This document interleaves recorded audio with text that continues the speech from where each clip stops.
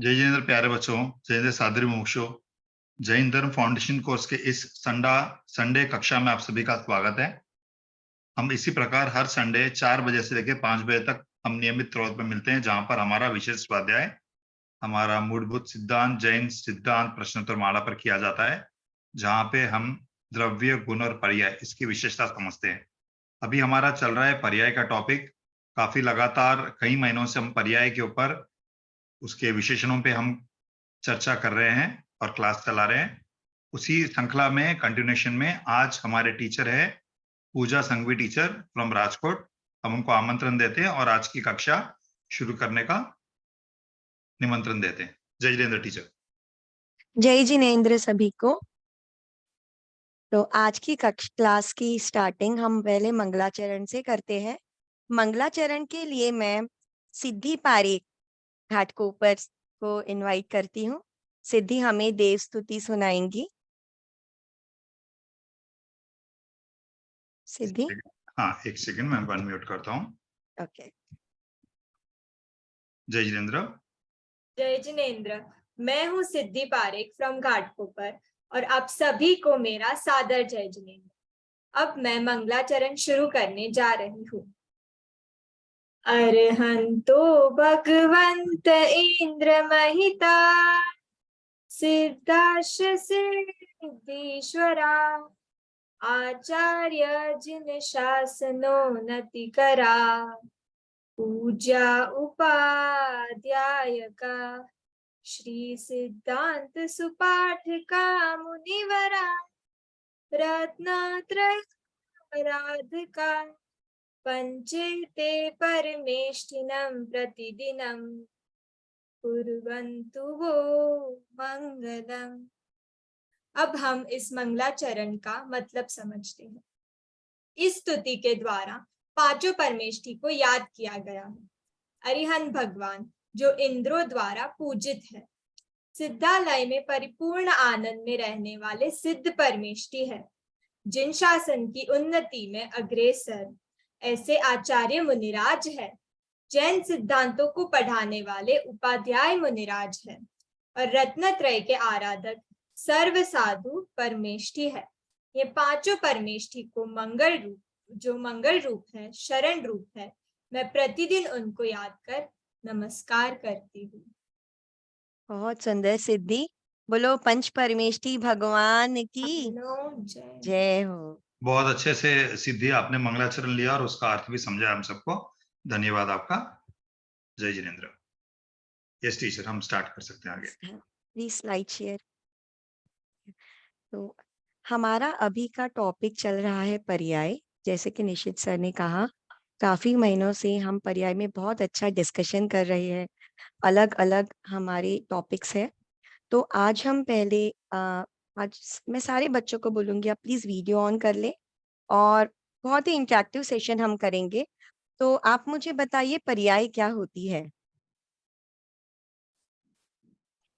Simple words में कौन explain कर सकता है कि पर्याय किसे कहते हैं।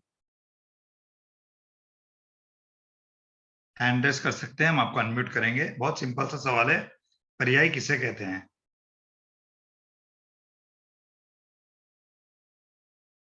ओके, मनीषा बेन वोरा, आपको हमने अनम्यूट किया है, आप जवाब दे सकते हैं। जय जिनेंद्र। जय जिनेंद्र। गुणों विशेष कार्य ने पर्याय कहे थे। बराबर। ठीक है, अब हम स्लाइड स्टार्ट कर देते हैं। तो गुण के विशेष कार्य को अर्थात परिणमन को हम पर्याय कहते हैं। ये हमने हमारी क्लास में ऑलरेडी पहले पढ़ा है। तो कोई भी चीज जो कंटिन्यूसली चेंज होती रहती है, सिंपल वर्ड्स में हम कह सकते हैं उसे, उसके परिणमन को हम पर्याय कहते हैं। हमने डिफरेंट टाइप्स ऑफ पर्याय भी पढ़े थे, व्यंजन पर्याय, अर्थ पर्याय। ठीक है, तो सिंपल एग्जाम्पल लेते हैं। जब हम बॉर्न होते हैं तो पहले आप बेबी होते हो, फिर आप टॉडलर बनते हो, टीनेजर बनते हो, एडल्ट बनते हो। उस समय उसकी पर्याय चेंज होती रहती है। ठीक है, तो पर्याय चेंज कैसे होती है, कौन बताएगा पर्याय चेंज कैसे होती है। या खाने पीने से हम बड़े हुए, एक्सरसाइज करने से बड़े हुए, बॉर्नवीटा पीने से बड़े हुए। शरीर की ग्रोथ नहीं हुई है ना, शरीर तो उसके रजकण आते जाते रहते हैं। पर्याय तो स्वतंत्र है और खुद से ही चेंज होती रहती है। ठीक है, नेक्स्ट स्लाइड कीजिए निशित भाई। ठीक है, सत। नेक्स्ट टॉपिक हमने ये भी पढ़ा था, सत क्या होता है। तो सत किसे कहते हैं? जो उत्पाद व्यय द्रव्य सहित है वही सत है। तो द्रव्य भी सत है, पर्याय भी सत है और गुण भी सत है, या सत लक्षण भी हम कह सकते हैं। ये तीनों का लक्षण सत ही है। सत जो होता है ना वो अनादि अनंत होता है। सत अनादि अनंत होता है, स्वयं सिद्ध होता है, अहेतुक होता है और निरपेक्ष होता है। अब अनादि अनंत मीन्स क्या होता है? प्लीज हैंड रेज करके बताए कोई भी बच्चे। अनादि अनंत बहुत इजी है, इस वर्ड में ही उसका आंसर है, अनादि प्लस अनंत।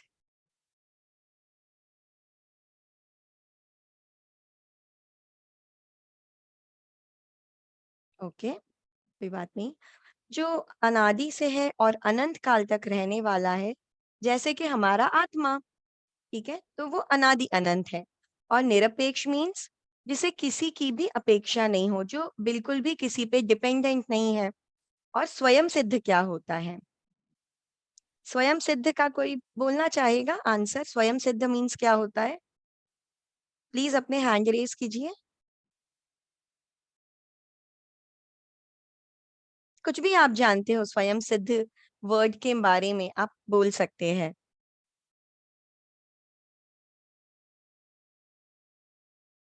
नहीं, ओके, ठीक है। हमें किसने बनाया है? ब्रह्मा ने बनाया है। हम नॉर्मली अपने फ्रेंड से ऐसा सुनते हैं, राइट, कि ब्रह्मा है वो वर्ल्ड के क्रिएटर है, विष्णु है वो इस वर्ल्ड को डिस्ट्रॉय करते हैं। पर क्या ये सच बात है? मैं तो स्वयं ही सिद्ध हूँ, अनादि अनंत हूँ, अनादि काल से हूँ और मेरा आत्मा अनादि काल तक रहेगा। ना तो मुझे कोई बनाता है और ना ही कोई नाश करता है। क्योंकि अगर मुझे ब्रह्मा ने बनाया है तो ब्रह्मा को किसने बनाया है? इसलिए ये सारे अदर रिलीजन्स में मिथ होते हैं और मैं तो अनादि अनंत हूँ, स्वयं सिद्ध हूँ। तो बच्चों, पर्याय जो है वो कभी भी पर से नहीं होती है, स्वयं अपने से ही होती है। ठीक है, कर्म कुछ भी नहीं करता है और पर्याय सत होती है। सत सत कहकर हमें पर्याय में निरपेक्षपणा समझना है। ठीक है, कि वो किसी की अपेक्षा से नहीं है, भले ही वह अज्ञान हो। पर अज्ञान भी मुझे किसी कुगुरु, कुशास्त्र या कुदेव ने नहीं कराया है। कर्म भी जो होते हैं वो मुझे परेशान नहीं करते हैं। हम एग्जाम्पल लेते हैं कोरोना के टाइम, लॉकडाउन के टाइम में, जब कोरोना देश देश में फैला हुआ था तो हम सभी दुखी थे। ठीक है, तो ऐसे कर्मों को लेके मैं दुखी नहीं हूँ, वह अज्ञान की पर्याय मेरे अज्ञान भाव को लेके हुई है। पर फिर भी वह पर्याय सत होने से निरपेक्षपणे खुद ही अपने अपराध से हुई है, किसी ने भी कराई नहीं है। तो मैं अपने भावों के कारण ही दुखी हूँ। बराबर। अब नेक्स्ट हम देखते हैं इसी से रिलेटेड उत्पाद व्यय और द्रव्य। तो अब कौन बताएगा उत्पाद क्या होता है? ये तो बहुत ही इजी क्वेश्चन है।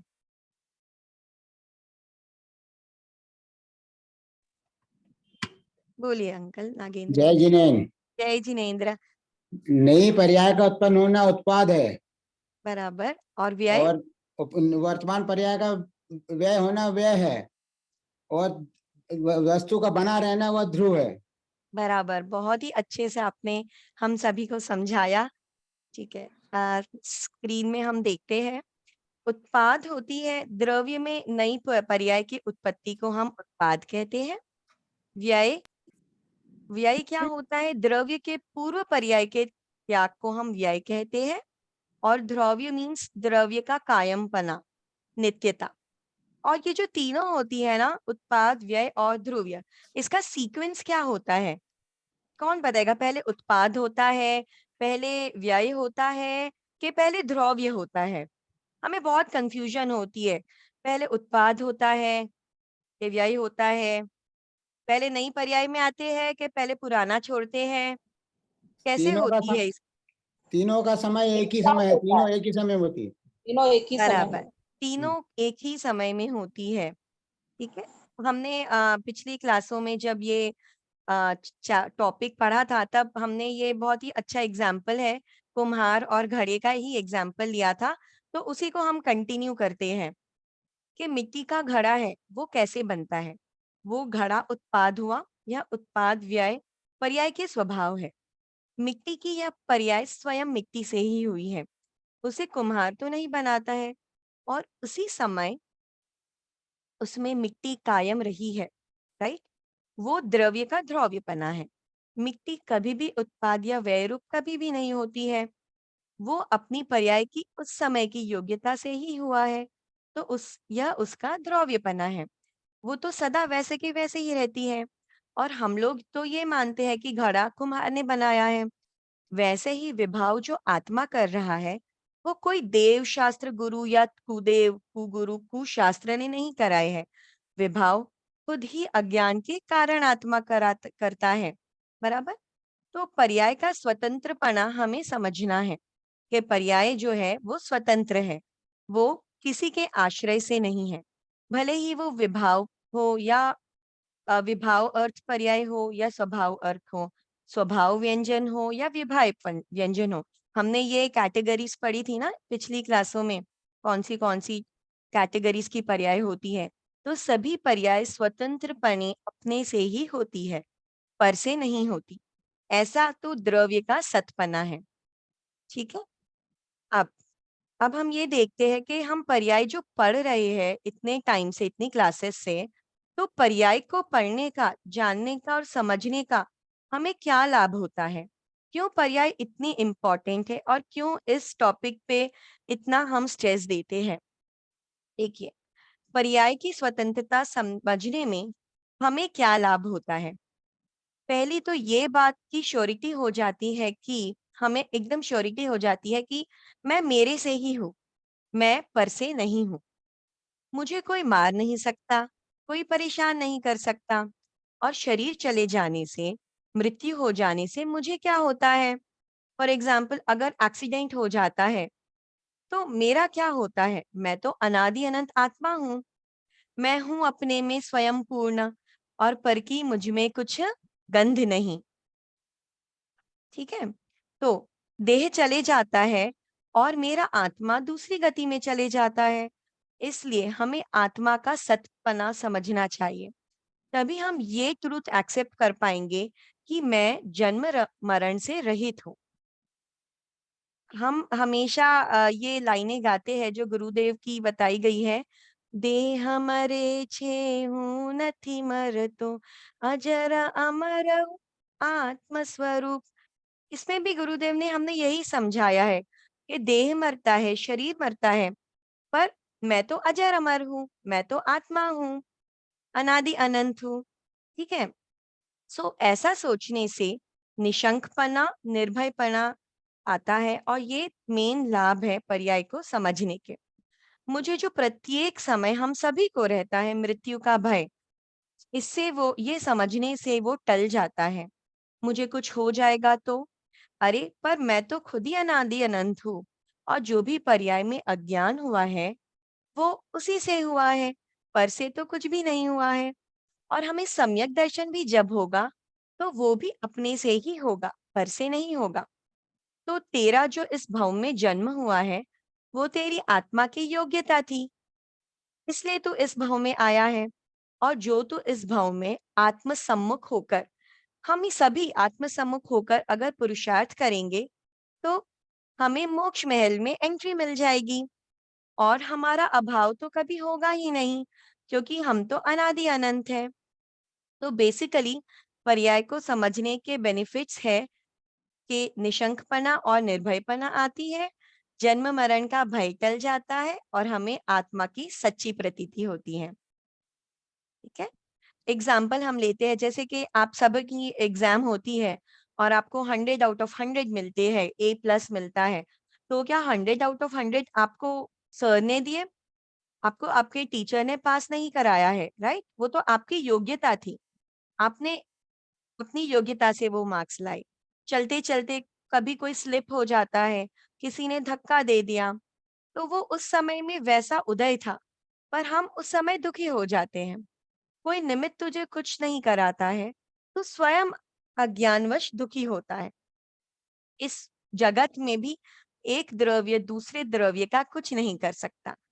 दैट मीन्स के सभी स्वतंत्र है, और वही तो हमारे जैन धर्म का मेन रूल है। इसीलिए उत्पाद व्यय स्वतंत्र है, और संसार में भटकने में भी खुद स्वतंत्र है हम। और मोक्ष जाने के लिए भी हम स्वतंत्र हैं।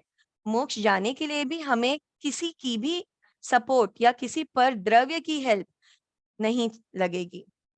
ठीक है? तो बच्चों, अब नेक्स्ट टॉपिक जो हम करने वाले हैं वो बहुत ही इंटरेस्टिंग टॉपिक है। आज हम बाहुबली भगवान की बात करेंगे। ठीक है, हम उनके कुछ फैक्ट्स डिस्कस करेंगे, उनकी शॉर्ट में स्टोरी लेंगे, और एक बहुत ही सरप्राइज वीडियो देखेंगे गुरुदेव श्री का, और उसके बाद हम सोनगढ़ प्रतिष्ठा की बात करेंगे।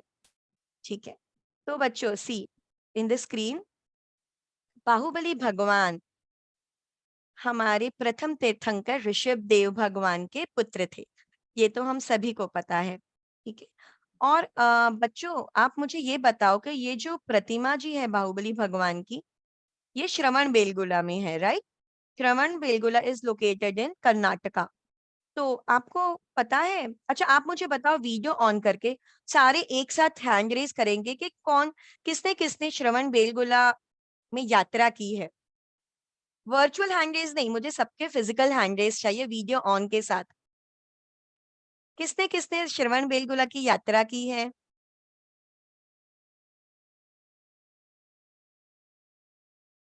ओके, तो जिसने भी नहीं की है, आप जरूर वहां पे जाना। और आपको पता है, श्रवण बेलगोला कर्नाटक में स्थित है, और वहां पे बाहुबली भगवान की जो स्टैचू है, उनकी हाइट 57 फुट है। और इसका निर्माण वर्ष 983 एडी में हुआ था, जो कि राजा चामुंडराय ने करवाया था। तो बच्चों, आप ना ये सारे क्वेश्चंस और सारे फैक्ट्स एकदम ध्यान से सुनना, क्योंकि इसके बाद हम क्विज में ये क्वेश्चंस पूछेंगे। ठीक है? और आदि पुराण जो हमारा बहुत ही फेमस ग्रंथ है, उसके अनुसार बाहुबली भगवान इस युग के प्रथम कामदेव थे। ठीक है, नेक्स्ट स्लाइड में देखते हैं। आप जानते हैं, अपने बड़े भाई भरत चक्रवर्ती जो थे, उनके साथ युद्ध करने के बाद बाहुबली भगवान ने दीक्षा ली थी। तो मैं आपको एकदम शॉर्ट में उनकी स्टोरी बताती हूँ। ये देखिए, ये पिक्चर आपने मंदिरों में देखा होगा। ठीक है, भरत और बाहुबली भगवान। तो पहले तो इन्होंने सैनिक युद्ध न हो इस और हिंसा ना हो, इसलिए उन्होंने मंत्रियों के द्वारा सुझाए गए 3 डिफरेंट डिफरेंट युद्ध किए, जिनका नाम है, आप देख सकते हैं ऊपर, दृष्टि युद्ध, जल युद्ध और मल्ल युद्ध। दृष्टि युद्ध मीन्स आपको आई कांटेक्ट मेंटेन करना है। जो आप भी सारे खेलते हो, बहुत बार जो ब्लिंक करता है वो आउट हो जाता है। जल युद्ध यानी पानी में युद्ध, और मल्ल युद्ध यानी जो हम बोलते हैं रेसलिंग। ठीक है, तो ये 3 युद्ध हुए थे, और तीनों युद्ध में बाहुबली भगवान की विजय हुई थी। ठीक है, नेक्स्ट स्लाइड। इस युद्ध के बाद क्या हुआ था? बाहुबली भगवान को वैराग्य हो गया, और वे सर्वस्व त्याग कर दिगंबर मुनि बन गए। युद्ध के बच्चों ऐसे परिणाम कि बाहुबली के वैराग्य में निमित्त थे। वाह! ये देखो, ज्ञानियों को युद्ध करते करते भी वैराग्य आ जाता है। हम सभी जानते हैं, एक और एग्जाम्पल, नेमिनाथ राजकुमार, उनकी जब शादी होने वाली थी, बारात में वे जा रहे थे, तब उन्हें भी वैराग्य आ गया था। वैसे ही राजा ऋषभदेव जब अपनी सभा में नीलांजना का नृत्य देख रहे थे, तभी उन्हें भी वैराग्य आ गया था। तो इसी तरह बाहुबली को भी वैराग्य आ गया था, और उन्होंने 1 वर्ष तक स्वाध्याय किया और तपस्या की। उसके बाद उन्हें केवल ज्ञान की प्राप्ति हुई। तो बच्चों, चौथे काल में सबसे पहले मोक्ष जाने वाले फर्स्ट बाहुबली भगवान ही थे। और आप जानते हो, जब बाहुबली भगवान मोक्ष चले गए, तब उनके पिता ऋषभदेव भगवान तो स्टिल केवल ज्ञान की कंडीशन में ही थे। तो बाहुबली भगवान पहले मोक्ष चले गए, और ऋषभदेव भगवान का केवल ज्ञान की कंडीशन ही चालू थी। ठीक है, तो अब मुझे आप इस शॉर्ट स्टोरी से हमें क्या लेसन मिलता है? हमें ये समझना चाहिए इससे कि कषाय रंजित परिणामों में भी वैराग्य आना चाहिए, राइट?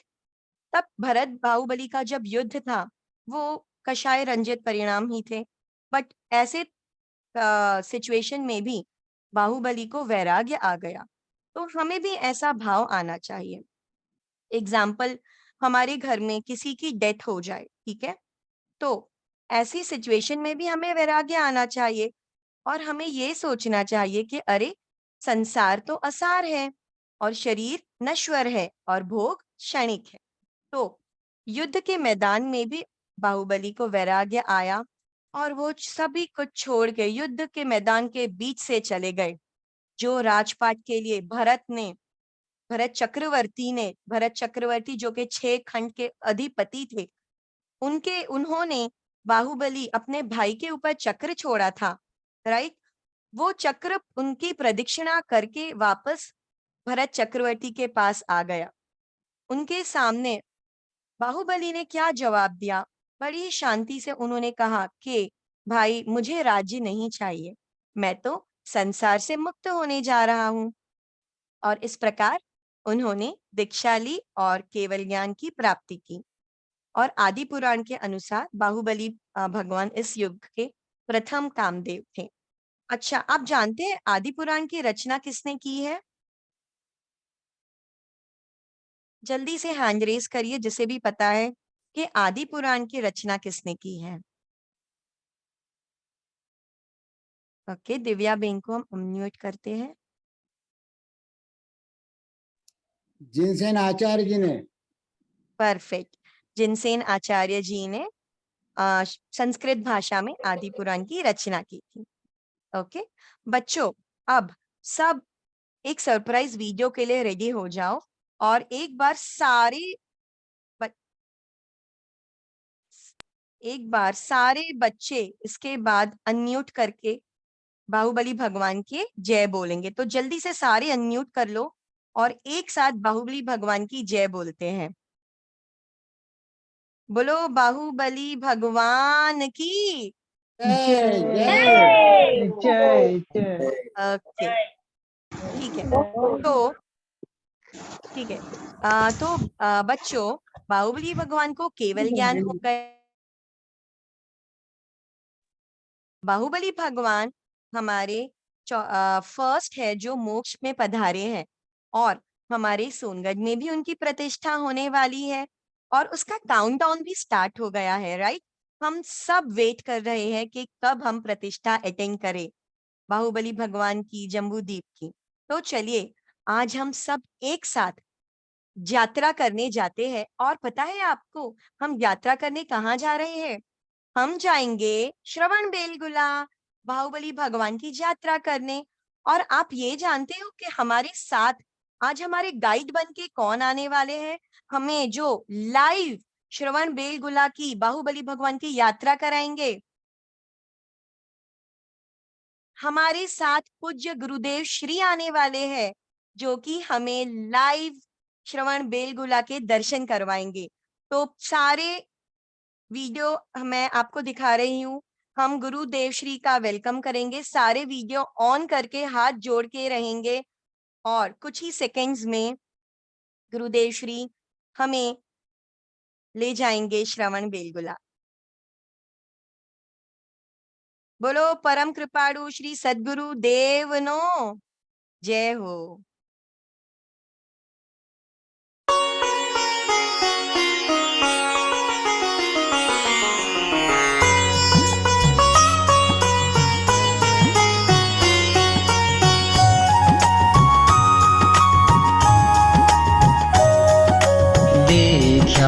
देखा बाहुबली मुनिराज ने रे, बाहुबली मुनिराज ने रे, मुनिवर महिमा थी वांछित कारज पामिए, मुनिवर महिमा थी वांछित कारज पामिए।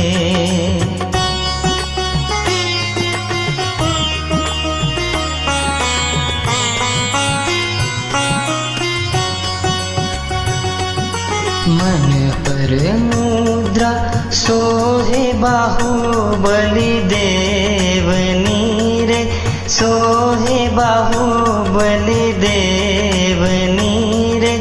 तुझ दर्शन थी अंतर अम उछड़ी रह्या, तुझ दर्शन थी अंतर अम उछड़ी रह्या। बारे बारे मास नित परचर्या आदरी रे, तपश्चर्या आदरी रे। आवी उभा वन जंगल घन घोर मां, आवी उभा वन जंगल घन घोर मां।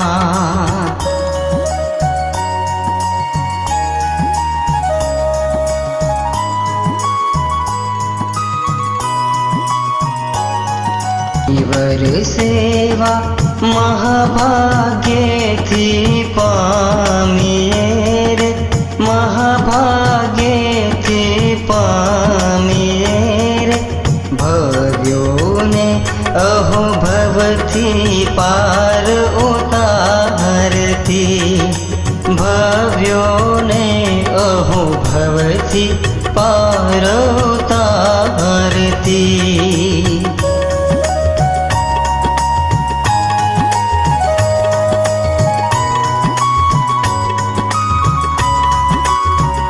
मुनिवर सेवा कल्पवृक्ष चिंतामणि रे, कल्पवृक्ष चिंतामणि रे। सेवक ने अहो मन वांछित फल आपती, सेवक ने अहो मन वांछित फल आपती। गुरुजी प्रतापे आनंद रस वरसी रया रे, आनंद रस वरसी रया रे। देव गुरुजी नित्य रहो मन मंदिरे, देव गुरुजी नित्य रहो मन मंदिरे।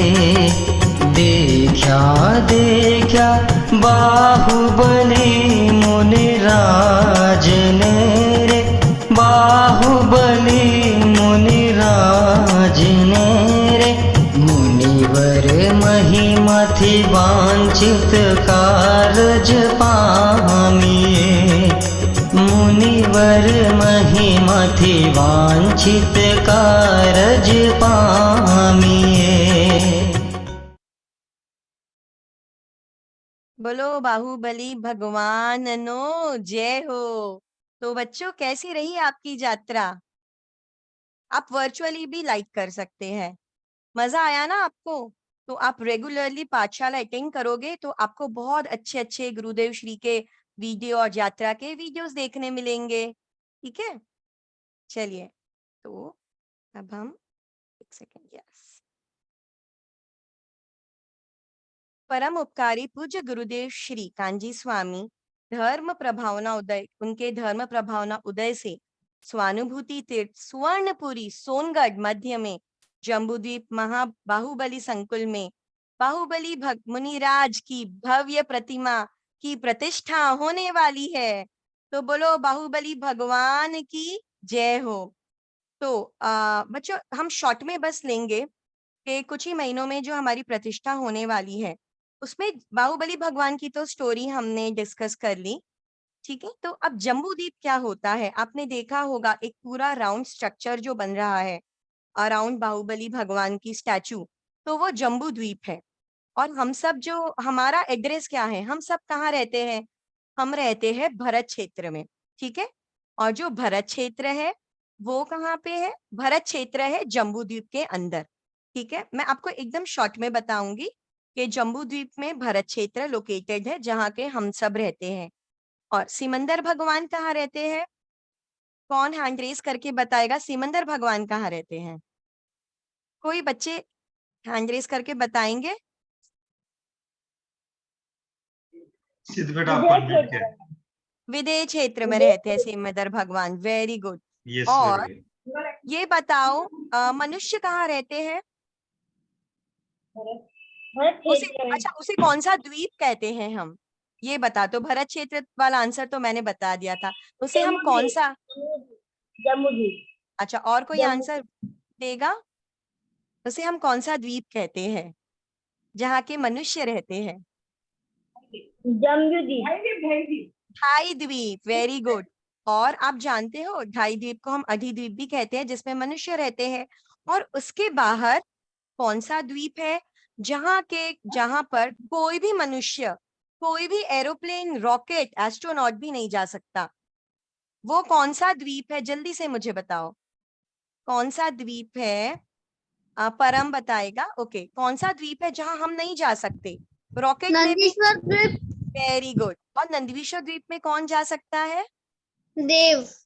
हाँ, और कौन सा पर्व है जब नंदीश्वर द्वीप में देव जाते हैं? वो पर्व अभी आने ही वाला है। अष्टमी का पर्व। Yes, good. वेरी तो गुड। अष्टानी का पर्व की जय हो। ठीक है, तो ये था जम्बू द्वीप के बारे में। अब हम जम्बू द्वीप बाहुबली भगवान की जो प्रतिष्ठा आने वाली है, क्विकली उसकी भक्ति लेते हैं। तो उसकी भक्ति के लिए मैं ध्रुवी संघवी को बुलाना चाहती हूँ, और ध्रुवी भक्ति स्टार्ट करेगी। और उसके बाद मैं जब बोलूंगी तब सारे अनम्यूट करेंगे और हम सारे एक साथ भक्ति करेंगे। ध्रुवी, यस। वाजती वाजती वाजती प्रतिष्ठा आवी आंगड़िए वाजती गाजती प्रतिष्ठा आवी आंगड़िए भाग्य प्रधारिया प्रेम से बढ़ारिया दिगंबरा दिगंबरा धर्म निशान बढ़ारी तुंग धामवा दिगंबरा धर्म निशान बढ़ारी तुंग धामवा अब सारे बच्चे प्लीज एक साथ अनम्यूट कर ले। ध्रुवी एक सेकेंड, सारे बच्चे प्लीज एक साथ अनम्यूट करें और अपना वीडियो ऑन करें। इन 3 सेकेंड सबका वीडियो ऑन होना चाहिए और हम सब खड़े होके क्लैपिंग के साथ एक साथ भक्ति करेंगे। भक्ति मैं आपको स्क्रीन में दिखाऊंगी, जिसे नहीं आती है आप गाएंगे। सबका वीडियो ऑन होना चाहिए और मैं 1 2 3 बोलूंगी, हम सारे एक साथ भक्ति करेंगे खड़े होके क्लैपिंग के साथ। ठीक है, खड़े में दिखेगी नहीं। ओके, तो ठीक है। 1 2 3 1 2 3 बाजती बाजती रे बाजती गाजती आवी आंगड़िए बाजती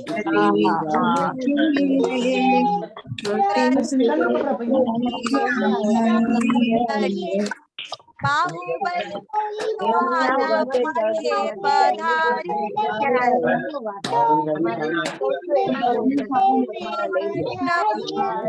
में बधारिया दिगंबर धर्म बधाई कोन गद गाममा वाजती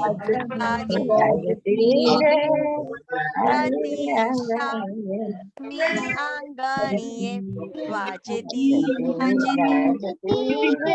प्रतिष्ठा आंगणीये।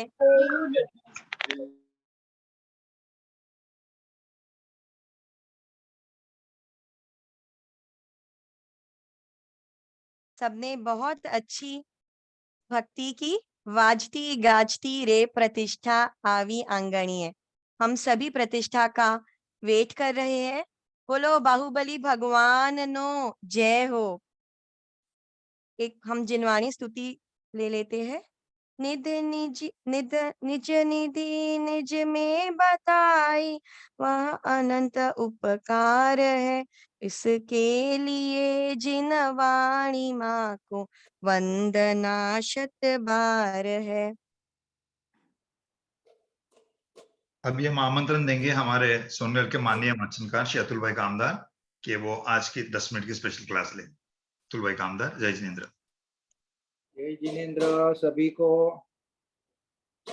बहुत ही अच्छा आज का क्लास चला, बहुत ही भव्य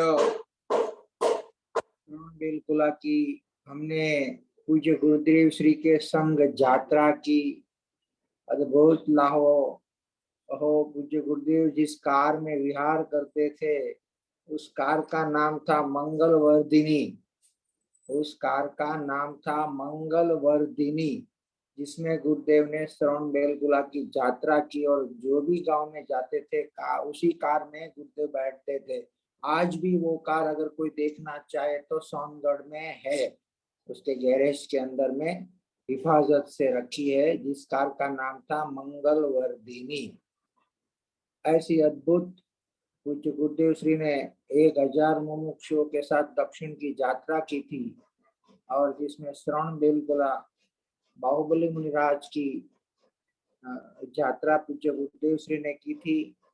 अद्भुत वो समय था, अद्भुत मुमुक्षु गण थे, कोई किसी को खाने की चिंता नहीं थी, रहने की चिंता नहीं थी।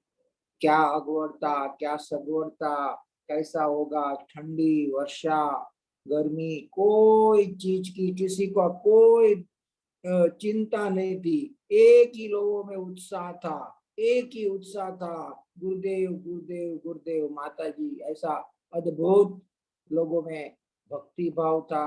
देखिए हमारे वडील प्रमुख श्री राम जी बापू जी भी थे, उसमें नवनीत भाई जवेरी थे, अपने प्रसन्न मूर्ति पूज्य भगवती माता जी थे, शांता बहन थे, चंदू भाई थे, हिम्मतलाल अपने जो समयसार शास्त्र का जिसने अनुवाद किया पंडित रत्न हिम्मतलाल जेठालाल शाह, वो भी उसमें बैठे हुए थे।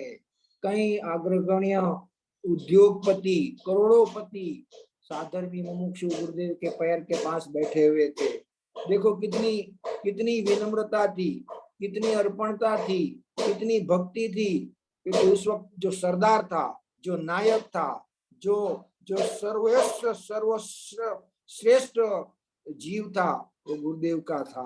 वो अद्भुत था, अलग बात है, वो माहौल अलग है, मगर घबराने की बात नहीं है। आज भले गुरुदेव की अनुपस्थिति हो, जो माता जी की अनुपस्थिति हो, मगर भगवान तो बाहुबली भगवान और जम्बूदीप आज सोनगढ़ में गुरुदेव के प्रताप से पधार चुके हैं और उनकी भव्य प्रतिष्ठा होने वाली है। ऐसे अंतरंग में महामंगलकारी अवसर हमारे सोनगढ़ की भूमि में आने वाला है। हृदय में पूर्वी में उत्साह उछलता है, घर घर नगर नगर में महामंगलकारी भक्ति का कार्यक्रम का आयोजन हो रहा है। आओ हम सब मिलकर उस प्रतिष्ठा का लाभ उठाए, क्योंकि ये प्रतिष्ठा पहली और आखिरी है जो कि सोनगढ़ हमारे गुरुदेव की साधना भूमि में होने जा रही है। बहुत अच्छा आज का ये विशेष सत्र, विशेष क्लास हमें गुरुदेव का भेंटना हुआ, बहुत याद रहेगा, भव्य रहेगा आज का संडे का क्लास। और खास आज का विषय भी इतना अद्भुत था कि हम स्वभाव व्यंजन पर्याय, विभाव व्यंजन पर्याय, स्वभाव अर्थ पर्याय और विभाव अर्थ पर्याय, ये पर्याय के 2 भेदों में से 4 भेदों पर हमने बहुत विक से इसकी चर्चा की। पर्याय के 2 भेद है, एक व्यंजन पर्याय जो कोई ना कोई आकार के साथ रिलेटेड है, एक अर्थ पर्याय जो गुणों के विशेष कार्य के साथ रिलेटेड है। उन दोनों के 2 भेद है। आकार पर निमित्त संबंध हो तो स्वभाव विभाव व्यंजन पर्याय कहलाता है। अगर आकार पर निमित्त के संबंध से रहित हो तो स्वभाव व्यंजन कहलाता है। जैसे सिद्ध भगवान, वहां शरीर नहीं है तो उनका आकार स्वभाव व्यंजन पर्याय है, और अरियन परमात्मा वहां शरीर है तो वहां विभाव व्यंजन पर्याय कहते हैं। तो हमें इतना ही याद रखना है कि वो द्रव्य का संबंध पर द्रव्य के साथ है तो वहां पर विभाव आएगा, और पर द्रव्य से संबंध से रहित है तो वहां स्वभाव आएगा। ये आकार की बात हो गई, व्यंजन पर्याय की बात हो गई। अब अर्थ पर्याय की बात करेंगे तो गुणों का भी विशेष परिणमन अगर कर्म सापेक्षता से हो, कर्म के संबंध के साथ उसका उल्लेख हो तो विभाव अर्थ पर्याय कहलाएगा। और अगर स्वभाव भूत परिणाम हो, जैसे केवल ज्ञान वो स्वभाव भूत परिणाम है, तो वो स्वभाव अर्थ पर्याय कहलाएगा। तो देखो अभी हमको क्या कहते हैं, हम मनुष्य है, हम रागी है, हम द्वेषी है, तो हमारे गुणों के विशेष परिणमन का उल्लेख अभी पर निमित्त के संबंध से होने वाले विशेष परिणाम के साथ किया गया। ये शरीर है इसलिए हमको मनुष्य कहा गया।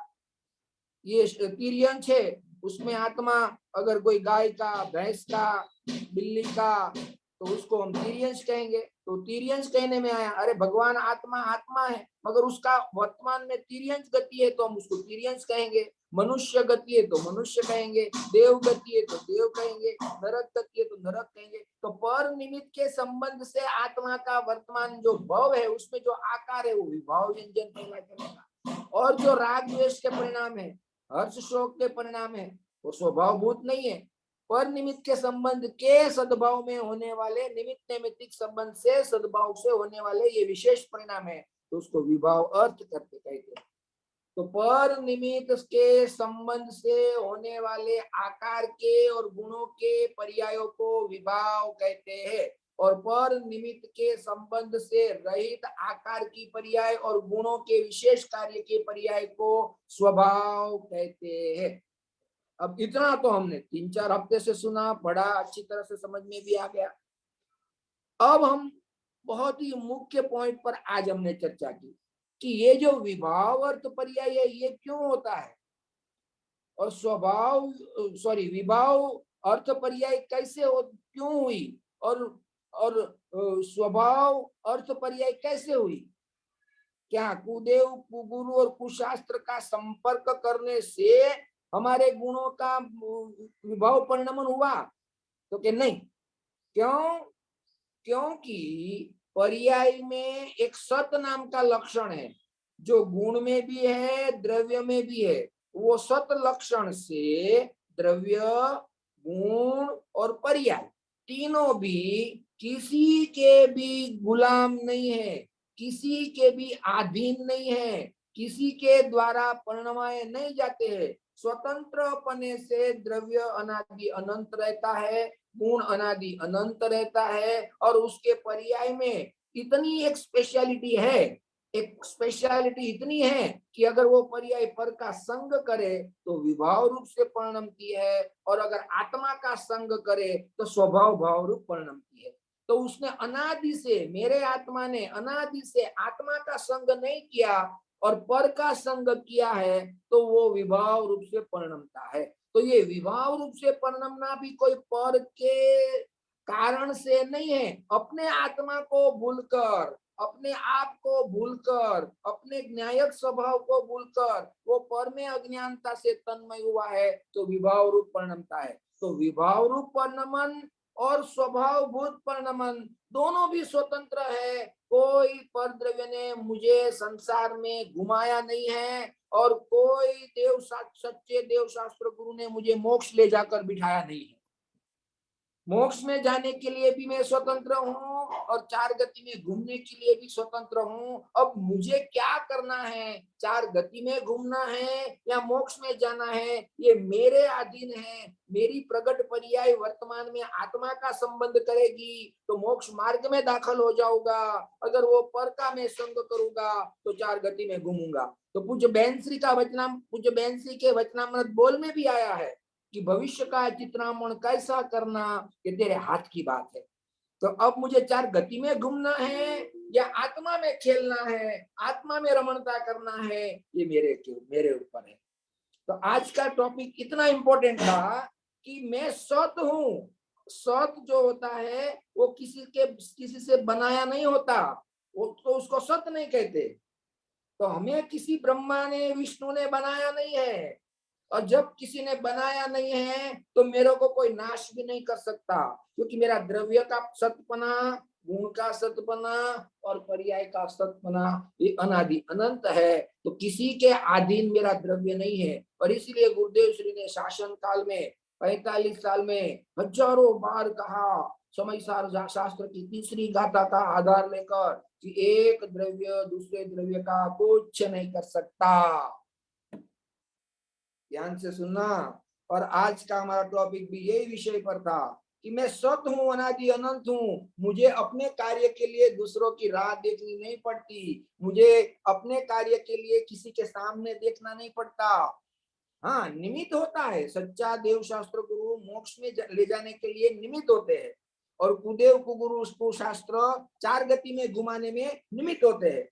तो निमित्त का मेरे कार्य में कोई कर्तव्य नहीं है, कोई उसका दखल अंदाजी नहीं है। मैं क्या करना और क्या नहीं करना वो मेरे अधीन है।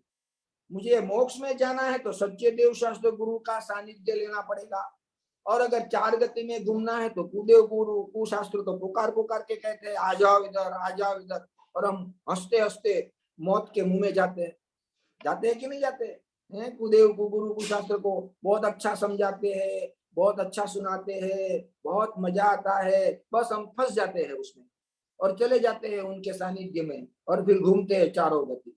अरे सच्चा देव शास्त्र गुरु, हमारे गुरुदेव सच्चे हैं, माता जी सच्चे हैं। हमारे गुरुदेव ने जिस शास्त्र के ऊपर स्वाध्याय कराया वो शास्त्र सत्य शास्त्र है। समयसार जिनवाणी माता सत्य है, अशरीरी होने का शास्त्र है। ये गुरुदेव ने हजारों बार कहा।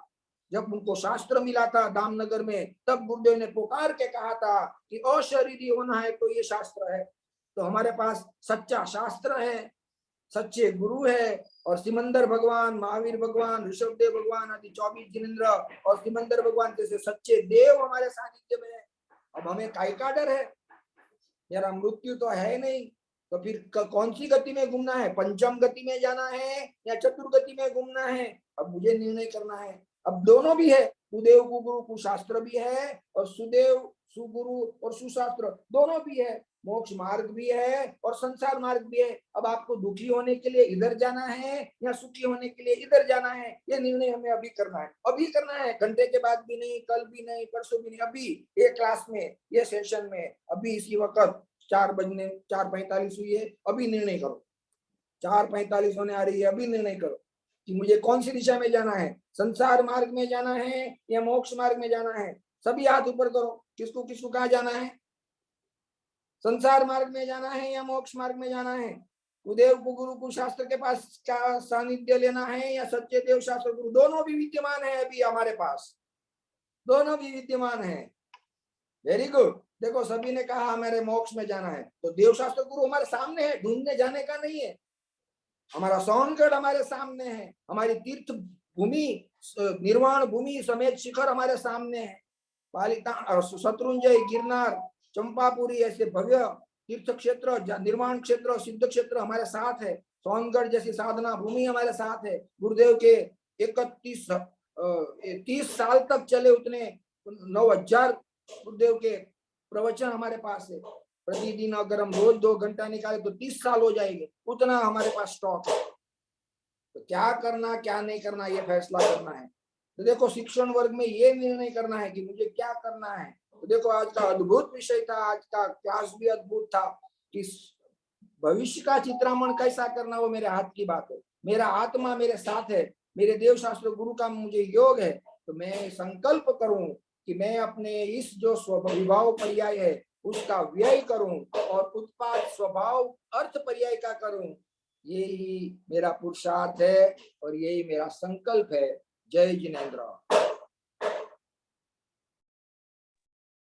जय जिनेंद्र अतुल भाई, आपने बहुत अच्छे से आज स्पेशल क्लास दी, जिसमें आपने बताया कि हमें संकल्प लेना है कि हमारा भविष्य हमें कैसा चाहिए, हमें मोक्ष जाना है या कहाँ जाना है, हमें निर्णय करना है। बहुत अच्छी बात कही।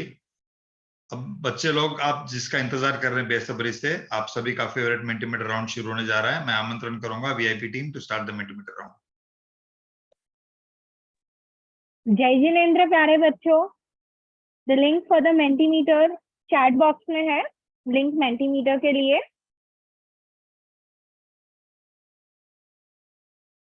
और आप सभी ये पेज पे लैंड करेंगे। लिंक को क्लिक करके।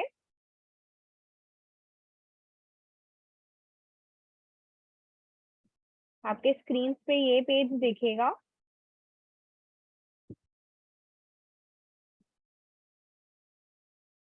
हेलो, वो रिकनेक्ट करिए ना, डिस्कनेक्ट हो गया I think. Okay okay okay okay. तो रूल, हर प्रश्न में 30 सेकंड का टाइमर है। सबसे पहले सबसे अधिक अंक प्राप्त होगा। और अभी आप सब लोग अपना name, age, mandal and city डाल सकते हैं। और इसमें एक नया टाइप का भी है कि आपको सिर्फ टाइप करना है आंसर, मतलब जो क्वेश्चन है उसमें आपको लिखना है, उसमें ऑप्शंस मार्क नहीं करना है, आपको लिखना है। पहला प्रश्न ही वैसा है कि आपको लिखना है उसका, ठीक है। अभी आप अपना name, age, mandal and city लिख सकते हैं। इसके बाद जो प्रश्न एक है वो उसमें आपको आंसर लिखना है। फिर हम सिर्फ 5 सेकंड वेट करेंगे। आप अपना नाम, एज, मंडल और सिटी डाल दीजिए वो बॉक्स में।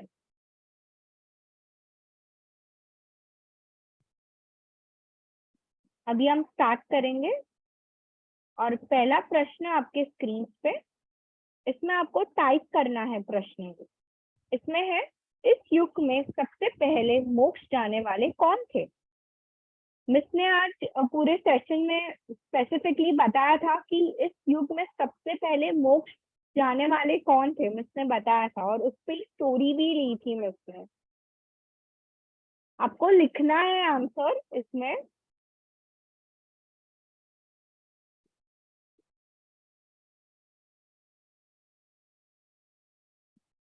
ओके, 2-3 जन ने सही आंसर दिया है, तो मतलब ऑलमोस्ट सबने, बट थोड़ा स्पेलिंग मिस्टेक वो हम कंसिडर कर देंगे। तो करेक्ट आंसर है बाहुबली भगवान। सबसे मोक्ष जाने वाले सबसे पहले थे बाहुबली भगवान। अभी प्रश्न नंबर 2 से आपको आंसर ही मार्क करना है, मतलब मल्टीपल ऑप्शंस रहेंगे वैसे। और प्रश्न नंबर 2 आपके स्क्रीन पे है और प्रश्न है, सोनगढ़ में बाहुबली भगवान की ऊंचाई है 57 या 54 फुट? तो कौन सी, क्या है लेंथ जो सोनगढ़ में बाहुबली भगवान की है? तो कितनी ऊंचाई है, आपको मार्क करना है, ए या बी? मिस ने आज बताया था ये सेशन में स्पेसिफिकली, स्लाइड में भी था, बोल्ड में। होप सबको आएगा ये।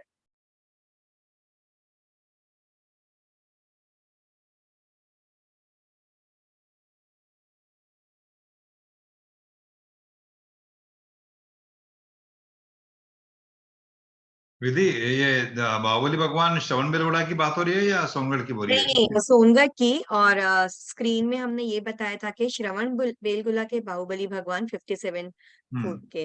बट क्वेश्चन में सोनगढ़ का लिखा हुआ है। सोनगढ़ के 57 फीट नहीं है जितना मुझे नॉलेज है। बाहुबली भगवान जो श्रवण बेलगोड़ा के, उसका 57 फीट क्या आंसर है। क्वेश्चन में मिस्टेक है थोड़ा। ओके ठीक है, ये प्रश्न का हम मार्क्स नहीं लेंगे। सोनगढ़ के जो बाहुबली भगवान है उनकी हाइट है 41 फीट, और जो श्रवण बेलगोड़ा के है उनकी है 57 फीट। ये करेक्ट आंसर है। ओके ओके, आप सभी लोग अभी याद रखना कि सोनगढ़ में 41 फुट है बाहुबली भगवान की ऊंचाई, और जो श्रवण बेलगोला में है वो है 57 फुट। ओके, अभी प्रश्न नंबर 3 आपके स्क्रीन पे, और प्रश्न आपके स्क्रीन पे है अभी। प्रश्न है, मुनिराज बाहुबली जी ने कितने वर्ष तक तप किया था? ऑप्शन ए 1 ईयर या ऑप्शन बी 2 ईयर, 1 वर्ष या 2 वर्ष। ये भी मिस ने आज के सेशन में स्पेसिफिकली बताया था कि कितने वर्ष तक उन्होंने तप किया था। 22 participants have given the correct answer, और करेक्ट आंसर है ऑप्शन ए, 1 वर्ष तक उन्होंने तप किया था बाहुबली मुनिराज। अभी प्रश्न नंबर 4 आपके स्क्रीन पे। और प्रश्न है, भरत और बाहुबली के बीच हुए युद्ध के प्रकार से संबंधित ऑप्शन में से सिलेक्ट करें। ऑप्शन ए दृष्टि युद्ध, ऑप्शन बी जल युद्ध, ऑप्शन सी मल युद्ध या ऑप्शन डी वचन युद्ध। ऑप्शन में से कौन से युद्ध नहीं हुए थे वो हमें सिलेक्ट करना है। भरत और बाहुबली के बीच में जो युद्ध हुए थे उसमें से कौन सा युद्ध नहीं था वो ऑप्शन में से सिलेक्ट करना है।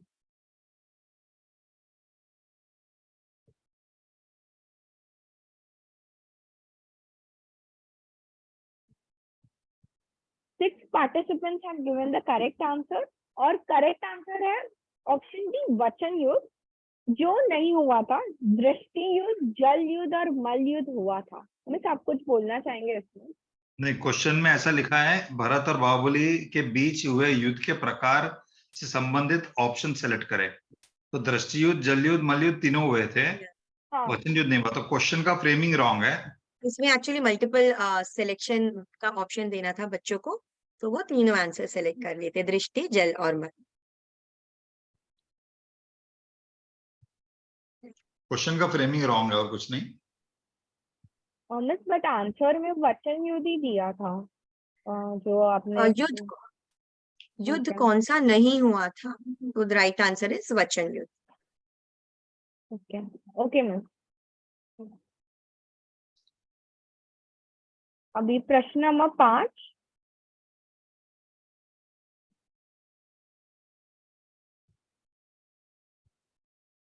ऑप्शन में से कौन सा पर्याय का प्रकार नहीं है? ऑप्शन ए अर्थ, ऑप्शन बी स्वभाव, ऑप्शन सी विभाव या ऑप्शन डी स्वंजलन। इनमें से कौन सा पर्याय का प्रकार नहीं है?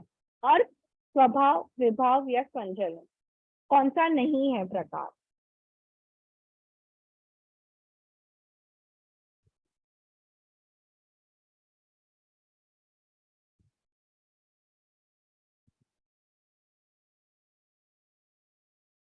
Very nice. 16 participants have given the correct answer, and the correct answer is option D. Is the correct answer. Now the winners. विधि, जैसे कि हमारे 2 प्रश्न में मिस्टेक थी, तो हम विनर्स को डिक्लेयर नहीं करेंगे, हम सभी को विनर्स Okay. घोषित करेंगे। जितने Okay. सभी बच्चों, सभी जो वडील ने पार्टिसिपेट करा, हम सभी मुमुक्षु को विनर घोषित करते हैं। कोई स्पेसिफिकली नाम किसी का नहीं देंगे, क्योंकि 2 प्रश्न में हमारी खुद की मिस्टेक थी थोड़ी लिखने में। Okay, निश्चित। जय जिनेंद्र। जय जिनेंद्र। टीचर, हम जयकारा से सेशन को एंड करते हैं। आप म्यूट अनम्यूट कर लीजिए एक बार। बोलो सिमंदर भगवान नो जय हो। ऋषभ 24 तीर्थंकर भगवान नो जय हो। कुंद कुंद आदि आचार्य देवो नो जय हो। जिनवाणी मात नो जय हो। परम कृपालु श्री सद्गुरु देव नो जय हो। जय जिनेंद्र। हाँ, जयेंद्र फाउंडेशन टीम के सभी टीचर्स की ओर से सभी प्यारे बच्चों और सभी मुमुक्षु को जय जिनेंद्र। हम आपसे मिलेंगे फ्राइडे हमारी रेगुलर पाठशाला में, जो वर्जन 12 है, वास्ती गास्ती रे प्रतिष्ठा सुवर्णपुरी में। बहुत इंटरेस्टिंग है, तो आप जरूर उसमें भी भाग लें। और संडे हमारा रेगुलर जयेंद्र फाउंडेशन कोर्स में। तब तक के लिए आप सभी को जय जिनेंद्र। जय जिनेंद्र।